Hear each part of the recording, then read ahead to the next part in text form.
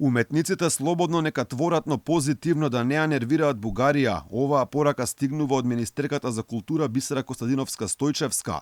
За Гласот на Америка вели дека уметниците требало да творат нешто што ќе ги расположи народот и публиката, инаку нема да стигнат до државните финанси. Слободно сите нека творат, да се твори во духот на она што ќе го расположи народот и публиката, а не што народот повторно ќе го врати назад во мрачни времиња кај што на вистина не видовме ништо добро. Ваквата изјава на министерката предизвика бура реакции кај уметниците. Меѓу оние кои реагираа се писателите Петар Андоновски и Оливера Ќорвезировска и актерката Јелена Жугич. Министерке, книжевноста треба да е форма на отпор. Нејзината улога е да критикува, да провоцира, а не да служи за забава. Слободно нека творат, но да се твори во духот кон тоа што ќе ги расположи народот и публиката. Бисера, ти си срам за македонската култура. Ебати европската иднина. Ваквата порака доаѓа како Зилинден во Крушево. Беа изоставени Делчев и фашистичкиот окупатор во песната во борба, токму делови од песната проблематични за официјална Софија.